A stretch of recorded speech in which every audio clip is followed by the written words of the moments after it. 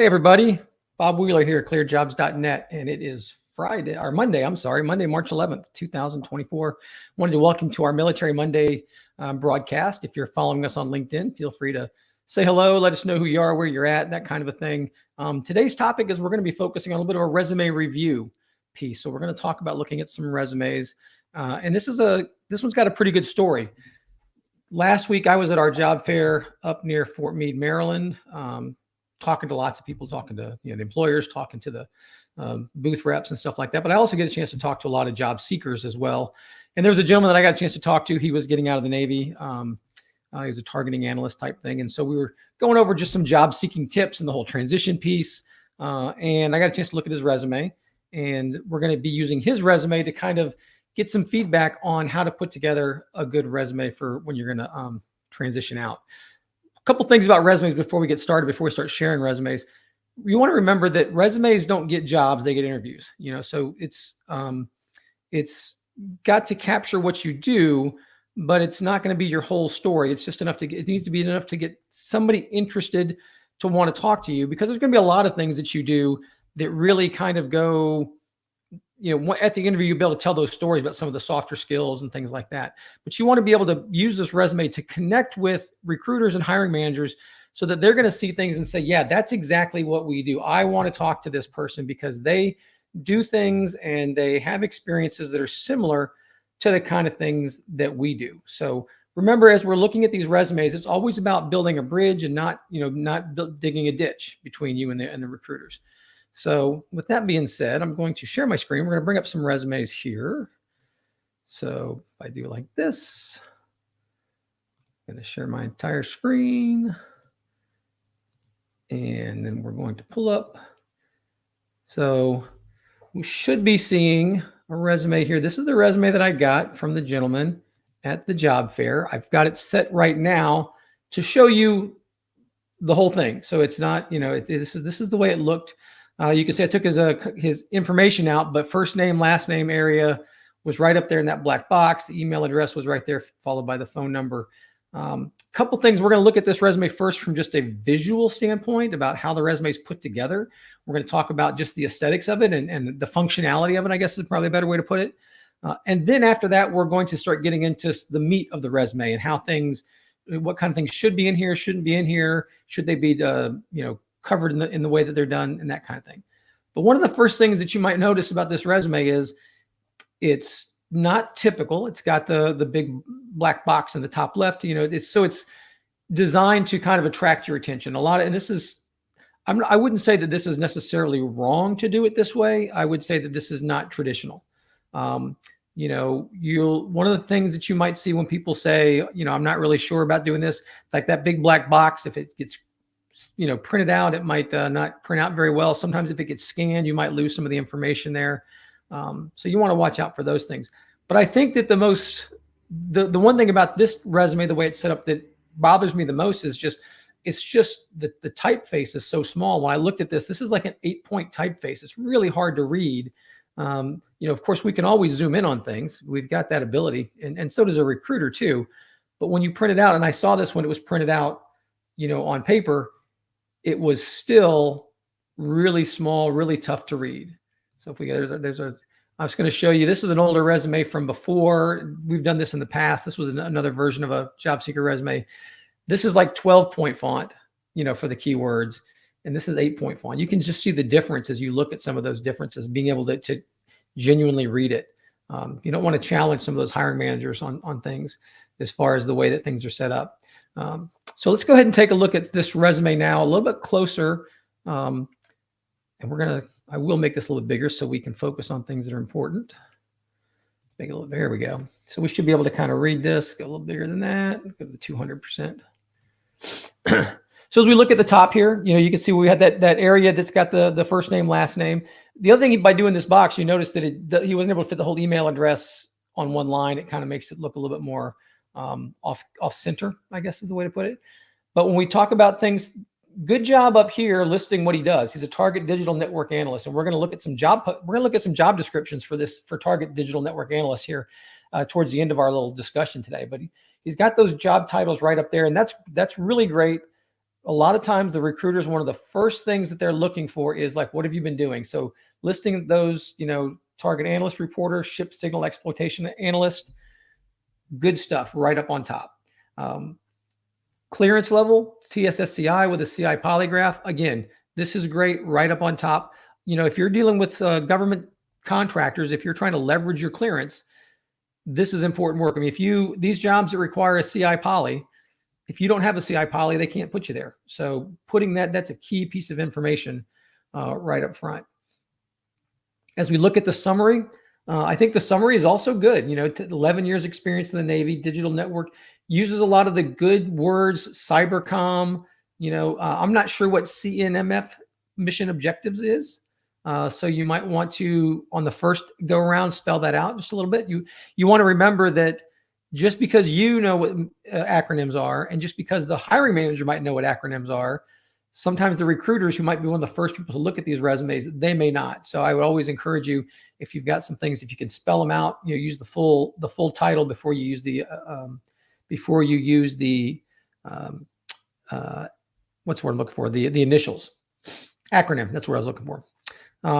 Also talked about, what he did, conducted the analysis on mission sets, conducted analysis through tools. That's really good. I think the summary is solid. The only thing I would say is if you're transitioning out of the military, now I believe this gentleman was already out. So this is not a big deal. But let's say that you're somebody who is getting out of the Navy or the Army or something like that, December of this year, this would be a good spot where you could put in there, transitioning from the Navy to private sector, December 2024, something like that. This is a good place to put that information up in the last sentence of your summary. And of course, if you're already out, then you're already out. That's good. Now, when we look down here, we've got two different columns the way this is set up. So he's got his education on the left and his experiences and this other thing on the right. I'm going to kind of go, when we talk about education, and this is not bad, but he's got some good stuff here. One of the things I always tell people is if you haven't got something yet, it's always good to go ahead and list it when it's going to be done. So he's got expected graduation date for his Bachelor's of Cybersecurity, October 2025. That's good. One of the things about a lot of these jobs is they might say that you need a specific degree requirement or the same amount of skills, experience. That can kind of, be an either or for some jobs. But listing it on there lets people know what you're doing, and the expected graduation date is definitely important. And it's even more important when you're talking about he's got a degree that's in cybersecurity information assurance. So it's the kind of thing that he's working into. It's a degree that's very relevant to what he's looking for. So I think that's a good information to have. We're going to look a little bit another way you could have put it, like in a different place on the resume, but the information itself is good. I don't think you really need to list when you started. Just put expected graduation date. You don't need to put that you started on such and such a date, just when you're going to expect to have it. Skills stuff here on this same section on this other side. Skills are important to list. I think there's better ways to list it, and I'm going to show you in a second better ways to list it. One of the things that I do have a question about is he's listed his tools here, and he's got them listed in big bold letters: DX, DevNav, Icon, Rockstar, Metro Mamba. I'm not a cybersecurity person. I'm a HR person. I was a recruiter. I was a corpsman in the Navy, so I medical stuff. But when I looked up some of these words, I didn't see, and I even did some searches for job posting. I didn't find a lot of these tools in the job posting. So I don't know how relevant they are to the specific job that you're doing. But what it does bring up is you want to make sure that the skills and tools are the ones that are relevant to what you're doing. And if they are something that's kind of niche, something that's harder, that people aren't really using as much, you might want to try to make sure you're explaining it in the body part of your resume as well. Now, if I'm just off base and these are the kind of tools that everybody who's a threat analyst is all about these things, then absolutely list them in there and put them in bold if you want to. That's not a bad thing. Just, I guess what it brings up is that you can't always assume, I talk to recruiters all the time. Sometimes recruiters are tasked with filling, recs that are all across a spectrum of different job skills. So the recruiter doesn't really know these things unless they're talking to the hiring manager. So you want to make sure that you're kind of spelling those types of things out too. He's got listed under here prospective certifications. Again, same deal. This is great. Projected when it's going to be done is A+, projected to be done this month. Sec Plus, in a couple months. The one thing I just want to remind you about this is that resumes, if you say you're supposed to have this A+ by March, you really need to make sure you have it by March. The Sec Plus, you want to make sure that you have it by May and that kind of thing. But listing them here is very important, because if a recruiter searches for these things, or if this is the kind of thing where the job that you're applying for or that they're talking to you about requires some of these types of certs, it's real easy to look at this and say, oh, your resume says that you're going to get your Sec Plus by May. They might find this resume 3 months from now, and all of a sudden it's already June. They might want to ask you about it. So doing that is definitely good. Now let's go back up to the top here, where we can talk a little bit about this, the way this is set up with your experience. Again, I don't like the experience in this one column over here. I think it leads you to trying to make it too tight. But as the stuff that you've got listed, some critiques that I have up front is, you've got your job title of what you were doing, TDNA, which is Targeting Digital Network Analyst. You've got the dates that are there from December to October of 23. What you don't have listed is you don't have listed either a location can be helpful if you're on a base, if you can say that kind of thing. I know that it can be tough when you say, well, I was in the Navy the whole time, but listing, were you at Fort Meade? Were you at Fort Belvoir? Were you at Camp Lejeune, North Carolina? Whatever. Listing that can be a good thing too. The other thing is, when you look at this professional experience, you've only got a little bit of information for that job from 2020 to 23. You have more stuff listed for 17 to 20, and then a lot of stuff listed from 14 to 16. You really want to have this going in the reverse order. Not reverse order chronologically, but I mean, you want to make sure that the jobs that you had the most recently have the most meat on them. You want to let people know what you've been doing recently that is something that they can relate to. So, it can be good to have lots of information about your most recent job. And then when you go back down to stuff that you did, this is, September 14 to 16. Now you're looking down here from 13 to 14. This is over 10 years ago. At this point, you just really kind of need to have just enough bullet information to kind of show that progression, to show that, yeah, I've been working in the industry for over 10 years. I mean, your resume says 11 years experience, so you're taking it back this far, which is good. But as far as the details goes and exactly what you were doing, those are the kind of things that you need to have more of those in the recent jobs and a few less of those types of things in the older jobs. So that is some information, the way you want to put that together. I'm just going to jump back over here to one of our older resumes, just so you can kind of see. I'm going to make this one a little bit bigger. So you can see how this person's got their professional summary up here. This is where they listed their skills in this nice, easy way to see it on the top. This person also did thread analysis. Looked at that. They had some key highlights, and then their professional experience kind of came down this way. And so you can see how they had listed. I see this a lot too, that if you did 11 years in the Navy, this person, you could say United States Navy, various locations from 2010 to present or whatever. And then they started to do things as far as what they did each job. But you can see there's more bullets this way, which makes it easier to read and see what's going on. So let's go back to the resume for today, though, that we're looking at. A few things that I see on these resumes, you got to watch out as you're transitioning veteran. There's some things that what got you promoted and what may have gotten you an award in the military is not the same stuff that's going to get you the job necessarily. You can see here, you see things that I can almost tell are right out of a fit rep or an evaluation. Directly responsible for the production of is one of the things. But also you see in this bullet number 2 down here, talks a lot about the training. We do a lot of this in the military, don't we? I mean, I was in the Navy. I was a chief petty officer. So, I mean, I was responsible for 44 hospital corpsmen and everything. But the way you get promoted in the military can be what the people below you do, because you're really getting kind of promoted in that leadership type position as you move up in the military. Whereas when you're looking for your job, you're not always going right into a leadership position. You're into a position of doing the business. So the fact that you qualified 2 supervisors and 3 operators, that did a critical part in the certification, getting a test score. This stuff is it can kind of come across as fluff, when really what you want to be doing in here is you want to be highlighting more key things, key phrases of things that you did. Some of the stuff that you do have, up at the top, 400 plus targets across 3 mission sets, discovered 17 targets of interest. Numbers are always good. 17 intelligence reports, who you supported, that's also good information. But just be a little bit wary so it doesn't start to sound like, a fit rep where you're talking about your leadership and management type stuff. As we look farther down here, some of these other things, topology diagrams,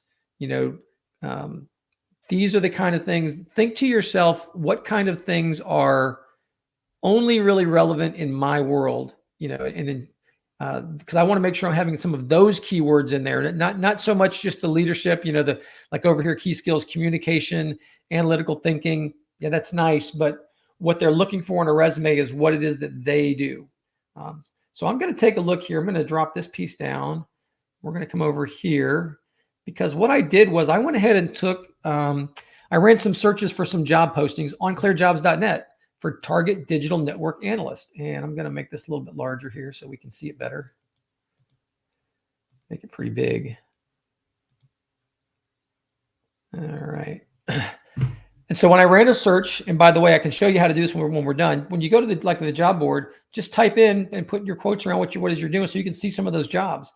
Amentum's got some of these things. If we look at some of the stuff that's on here, this is going to help us to figure out what kind of things are important into if it's in the job description, it might be the kind of thing that you want to have on your resume itself. Some keywords like open source type stuff. Some things like this one's, building target profiles. If this is the kind of thing that you did, if you built target pro, and I believe that was on there, make sure you want to list that. Maintain appropriate databases. I'm going to jump to another. This one was a target digital network analyst. Here's another company. SOCI, target digital network. See, this is the important thing about this is it's good to look at more than one company's job description, because as you kind of take this into consideration, you're kind of pulling all the stuff that's in there in the industry. I call it marinating in your industry. This is they're talking about cybersecurity, cyber adversaries, essential job duties. This one's got a little bit more job duties that are listed here. Target continuity, profile targets.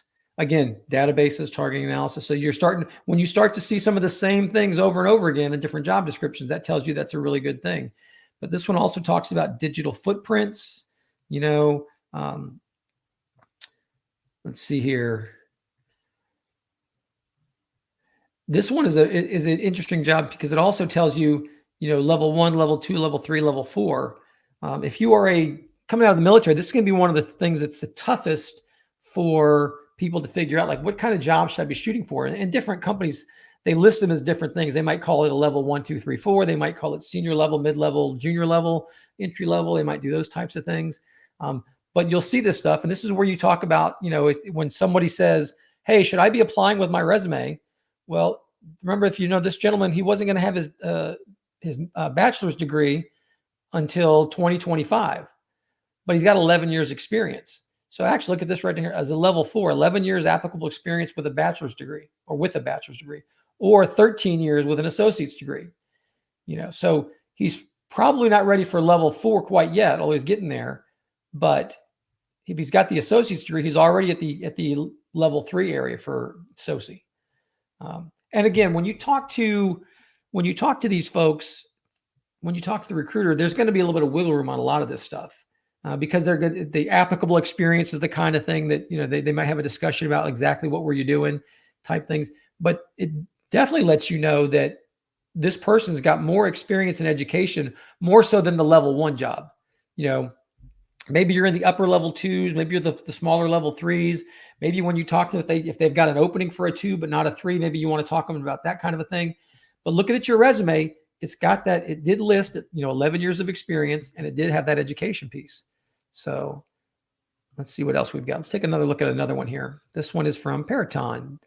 This is an Intel analyst because, by the way, let's see here. And it had some of the same things that were in there. Let's see here.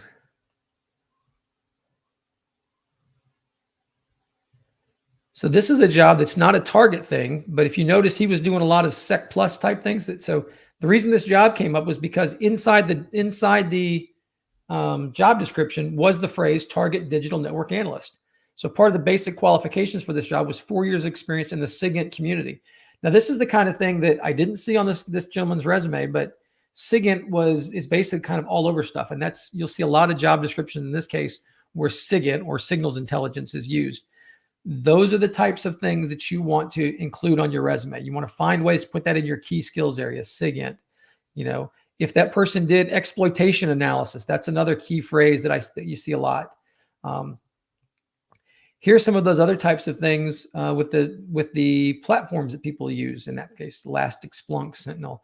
I don't know if that gentleman had done those things, but if he had, definitely want to list those things. Same thing with this particular job, has a lot of certifications that are listed. So, excuse me. The other thing about when you're looking at this from the resume perspective is this can also help you when you're getting out of the military to figure out what are we call it a gap analysis. What kind of things should I be getting? If I haven't done it, how do I need to get that experience? But my goodness, if I have done it, if I have done offensive cyber operations, I want to make sure I use that kind of a phrase. If I have done exploitation analysis, I want to make sure I use that kind of a phrase so that whenever the recruiters are looking for things and they're looking for keywords, you're going to pop up. But even more so, even if your resume does pop up for something else, when they look at it critically, they're going to see things that they already do. And so this is the kind of example, like I said, if you're, when you're looking at a resume for a job fair or just to put on a job board, look at a whole bunch of job descriptions to try to find out what kind of words and phrases I need to have in there, assuming you've done those things. And then when you start to apply for a job, and specifically, if you were going to apply for this Peraton job, for example, you would want to run through and you would want to make sure you started to talk about, correcting errors, running edits, all that kind of stuff, threat models, using those words. Let's see, I think I got one more up here too, a couple more actually. By the way, you see this pops up if you're on ClearedJobs.net and you are looking for jobs and you find one. If you put your email address in here, what would happen is it would then send you an update of any resumes or any job postings that met that criteria that you were looking for. So this is a job with a company called Blue Halo, threat analyst reporter. As a target analyst reporter in the Intel division. This tells you what you're going to be doing. Again, key phrases that you could be using in that resume: identify adversarial threat tactics, techniques, and procedures, monitoring report changes. So here's the required to have this job, excuse me, 7 years experience. Did this guy have it? Yes. But I don't know if that experience was in network exploitation, vulnerability, or pen testing. If it did, you want to make sure that you are explaining that you're listing it all in there. So we're going to go back to this guy's resume here. So this is where some of these things in your key skills area, some of those keywords that we were just looking at are going to want to be in the skills area. If you wanted to keep your resume the way it was, just like this, I'm not saying this is a horrible resume. I do think it looks like this gentleman was trying to keep it all on one page. I get what he was doing that. And I know sometimes it can be tough if you're like, well, I just barely went to a second page, so I made the font a little bit smaller. No, make your font big enough that you can read it. You can go up to 2 pages easy, especially with the last 10 years. And if it only goes an extra page and a half, I wouldn't worry about it too much nowadays, because the way things are uploaded into systems, it's better to make it readable than to try to squeeze it onto one page. But as we look at these things, looking at those job descriptions from different companies is going to help you figure out where you're going to put stuff. And again, I would suggest something more along the lines of this style, but that's just me. Where you've got your professional summary, you've got your key words up here and key highlights down here. This is the kind of thing, because you want to have that recruiter ready to read this and think to themselves, man, this is exactly the kind of person I'm looking for. So let's go ahead and jump back over here real quick. As we talk about, resumes too, there's a couple different types of resumes. I'll go back to this guy's resume here. there's a couple different reasons to use a resume. And like I said, I met this gentleman at a job fair. I met him at the job fair by Fort Meade last week. If you're going to go to a job fair, I would suggest that you have a broad resume, kind of cover all your bases, all those different things. This guy's got I would be looking at 3 different job titles for different job descriptions from a bunch of different companies to kind of put together a big master resume, even if it goes 2 or 3 pages for a job fair, because you can always narrow it down later on when you're just going to looking for a specific job. But when you go to a job fair, your resume is getting passed around to a lot of different companies, and so you don't know what they're going to be looking for. All that being said, if you are into job fairs or you're getting ready to get out, I will say, hey, you know what? We at ClearedJobs.Net do have some job fairs coming up. We've got a in-person job fair coming up in Weston Tyson's Corner on April the 4th. Lots of companies are going to be there. I will be there, as a matter of fact, too. So if you're going to swing by, feel free to stop by and say hello to me. Now, you can see when you look on the site for ClearedJobs.Net, you can see the companies that are going to be at the different job fairs. As we get a little bit closer, we're still like 4 weeks out or so. You can click on here and you'll be able to see the job postings that they're most interested in talking to people about. We're still a little far out, so they don't have those things up there yet. But I would say that even if the jobs that are on there aren't what you're looking for, it's still a great thing to go. Like I said, this gentleman that I talked to at the job fair last week, there weren't a lot of target network analyst positions that were listed at some of the companies that were there, but some of the companies that were there do have some job postings for that. And so we were able to, I talked to him and I said, you can go and talk to some of those larger companies, especially, and you can start asking questions. Say, hey, I know that your company does for this particular, thing, target analysis. If I wanted to apply for a position, what kind of tips do you have? What should I be expecting from your job application tracking system type stuff? Also asking these companies, do you have a military specific recruiter? A lot of times they may have a military specific recruiter at our job fairs. And if they do, that's the kind of person that can help you with just about everything. Their job is to help you translate stuff into their company speak. But even if they don't have a military specific recruiter at the job fair, a lot of the big companies will have one in general. And they might be able to say, yeah, this is his LinkedIn information. Reach out to this person, talk to him, talk to her, and they can help you get in touch with the right people. So that April 4th event is coming up. That's an in-person event for all clearance levels. So you can be in, any clearance level. And then May 2nd, we have a virtual job fair, which is you can be anywhere. So when you jump on there, you can chat with recruiters from these different companies, still adding companies as we go. So we've still got about another 7 or 8 weeks to go till we get those things. But you see a lot of folks that are going to be there. You see the big time companies, you might see the smaller companies. You see, we get a lot of folks too that are like from, military organizations, Department of Defense organizations themselves. We got those over here. National laboratories that can be there. Places you may not really understand what they do, and they're really happy to talk to you. So with that being said, folks, we have covered resumes a little bit today. It's been about a half hour, which is how we usually go. Again, speaking with a gentleman this week, not a bad resume. Some things I would say: make sure that you can read it. Make your font a little bit bigger. Take your time to explain who you are, what you do, and then kind of fact check it or bounce it off of as many job descriptions as you can find so that you can get a good feel for what kind of keywords and key phrases are there. So with all that said, I hope that you guys have a great rest of your day. It's like I said, it's Monday. If you're going to be at the job fair April 4th, I would look forward to seeing you. Other than that, hit me up on LinkedIn. You know what? If you have any other questions, you can hit me up, Bob Wheeler, on ClearedJobs.Net. You'll see me right there. Shoot me a LinkedIn request, and I'm happy to connect with any veteran as we go forward. So with that being said, hope you guys have a great day. Bye-bye.